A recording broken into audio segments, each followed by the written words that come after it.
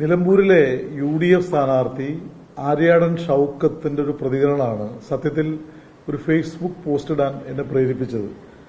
നിലമ്പൂരിലെ വൈദ്യുത ആഘാതമേറ്റുള്ള മരണം ഗവൺമെന്റിനെതിരായിട്ടുള്ള ഒരു രാഷ്ട്രീയ പ്രശ്നമായിട്ട് എടുക്കുകയും അദ്ദേഹം അതിൽ പ്രതികരിക്കുകയും ചെയ്തിരിക്കുന്നു. ഷൗക്കത്ത് പറഞ്ഞത് ഇത് ഗവൺമെന്റ് സ്പോൺസേഡ് ദുരന്തമാണ് എന്നാണ്. ആര്യാടൻ ഷൗക്കത്തിന്റെ പാർട്ടിയുടെ നേതാക്കൾ CPIMന്റെ നേതാക്കളുടെ വാഹനം തടയുന്നു. രാഷ്ട്രീയമായിട്ട് ഒരു തെരഞ്ഞെടുപ്പ് ഘട്ടത്തിൽ ഈ വിഷയം എടുത്ത ഘട്ടത്തിലാണ് 2011 ഓഗസ്റ്റ് 1 ശ്രീ ആര്യാടൻ മുഹമ്മദ് വൈദ്യുതി വകുപ്പ് മന്ത്രിയായിരിക്കെ ചാവക്കാട് തെക്കൻ പാലയൂരിൽ ഒരു സംഭവം ഉണ്ടായി. അവിടെ തെക്കൻ പാലൂർ കരുവള്ളി വീട്ടിൽ സുധീഷും മകൻ വാസുദേവും വൈദ്യുതി കമ്പിയിൽ പൊട്ടിവീണ വൈദ്യുതി കമ്പിയിൽ തട്ടി ഷോക്കേറ്റ് മരിച്ചു. സമാനമായ സംഭവമാണ്. ഞങ്ങൾ ഈ കാര്യത്തെ, ഞാനന്ന് അവിടുത്തെ MLA ആണ്, പ്രതിപക്ഷ MLA ആണ്. രാഷ്ട്രീയമായിട്ട് ഞങ്ങൾ ആരോപണങ്ങൾ ഉന്നയിച്ചില്ല. ഞങ്ങൾ കോൺഗ്രസ് പാർട്ടിയുടെ നേതാക്കളുടെ വണ്ടികൾ തടയാൻ പോയില്ല. ഒരു തരത്തിലുള്ള പ്രതിഷേധവും നടത്തിയില്ല. കാരണം അതൊരു അപകടമാണ്. പക്ഷേ സമാനമായ ഒരു അപകടം ഉണ്ടായപ്പോൾ ഇതാ കിട്ടി ഒരു പിടിവള്ളി എന്ന മട്ടിൽ നടത്തിയത് തികഞ്ഞ രാഷ്ട്രീയമായിട്ടുള്ള നെറികേടാണ്. അത് ശരിക്കും പറഞ്ഞാൽ അപഹാസ്യമായ ഒരു പൊറാട്ട് നാടകമാണ് UDF സ്ഥാനാർത്ഥിയും നേതാക്കളും അവിടെ നടത്തിയത്. കാരണം ഇങ്ങനെയുള്ള സംഭവങ്ങൾ ഉണ്ടാകുമ്പോൾ അതിനെ രാഷ്ട്രീയവൽക്കരിച്ചുകൊണ്ട് ഭരിക്കുന്ന ഗവൺമെന്റ് ഏതാണോ ആ ഗവൺമെന്റിനെതിരായിട്ട് അപകടങ്ങളെ ദുരുപയോഗിക്കുന്നത് തെറ്റായിട്ടുള്ളൊരു പ്രക്രിയയാണ്. അതുകൊണ്ടാണ് അത്തരത്തിലുള്ള പ്രതികരണം നടത്തിയത്.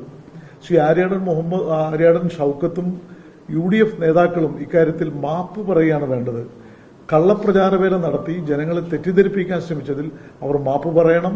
തങ്ങൾ നടത്തിയ രാഷ്ട്രീയമായിട്ടുള്ള ദുഷ്പ്രചരണം തെറ്റാണ് എന്ന് സമ്മതിക്കാൻ അവർ തയ്യാറാവുകയാണ് വേണ്ടത്. അന്ന് നമ്മൾ ഒരു തരത്തിലുള്ള പ്രതിഷേധവും ഉയർത്തിയില്ല. അതായത് അത്തരമൊരു സംഭവം, അതായത് ഒരു അച്ഛനും മകനും മരണപ്പെടുക എന്ന ദാരുണമായ സംഭവം, അത്തരമൊരു സംഭവം ഉണ്ടായപ്പോൾ അതൊരു അപകടം, ഒരു ആക്സിഡന്റ് ആണ്. ഭരിക്കുന്ന ഗവൺമെന്റ് ഏതാണ്, അതിന്റെ മന്ത്രി ഏതാണ് എന്ന് നോക്കി അത്തരമൊരു ഘട്ടത്തിൽ രാഷ്ട്രീയമായിട്ട് ആരോപണം ഉന്നയിക്കുന്നത് ശരിയല്ല എന്ന നിലപാടാണ് ഞങ്ങൾക്കുള്ളത് ഉണ്ടായിരുന്നത്. അതുകൊണ്ട് തന്നെ ആ വിഷയത്തെ ഒരു തരത്തിലും രാഷ്ട്രീയമായിട്ട് ഞങ്ങൾ എടുത്തില്ല. ഇപ്പോൾ നിയമസഭയിൽ ഇത്തരമൊരു വിഷയം ഉന്നയിച്ചുകൊണ്ട് മന്ത്രി ചെയ്തത് തെറ്റാണെന്നോ KSEBയുടെ തെറ്റാണെന്നോ ഒന്നും പറഞ്ഞ് ദുഷ്പ്രചാരണം നടത്താൻ ഞങ്ങൾ തയ്യാറായില്ല. പക്ഷെ ഇവിടെ ഇങ്ങനൊരു സംഭവം ഉണ്ടായ ഉടനെ അത് ഗവൺമെന്റിനെതിരായിട്ടുള്ള ഒരു വലിയ ക്യാമ്പയിനായിട്ട് നടത്തിയത് വളരെ തെറ്റിദ്ധാരണാജനകമായിട്ടുള്ള പ്രതിഷേധാർഹമായിട്ടുള്ള ഒരു നിലപാടാണ്. അത് തുറന്നു കാണിക്കേണ്ടത് ഞാൻ അന്ന് ചാവക്കാട്ടെ ഗുരുവായൂരിലെ MLA ആയിരുന്നു എന്നുള്ളതുകൊണ്ട് എൻ്റെ ബാധ്യതയാണ് എന്ന് തോന്നിയത് കൊണ്ടാണ് ആ FB പോസ്റ്റ് ഞാൻ പോസ്റ്റ് ചെയ്തത്.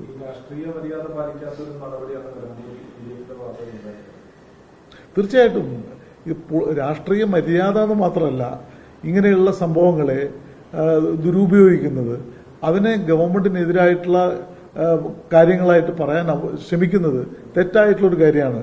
ഇപ്പോൾ അച്ഛന്റെയും മകന്റെയും മരണം വൈദ്യുതി മന്ത്രിയായിരുന്ന ആര്യാടൻ മുഹമ്മദിന് ധാർമ്മികമായ ബാധ്യതയുണ്ട് എന്ന് ഞങ്ങൾ പറഞ്ഞിരുന്നെങ്കിൽ അത് ഞങ്ങളും അന്ന് പറഞ്ഞിരുന്നു എന്ന് വേണമെങ്കിൽ ഇവർക്ക് പറയാം.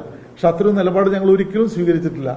അവിടെ നിന്നല്ല ഒരിടത്തും സ്വീകരിച്ചിട്ടില്ല. പക്ഷെ ഇപ്പോൾ കാണുന്നത് മറിച്ചാണ്. അത് ശരിയായിട്ടുള്ളൊരു സമീപനമല്ല.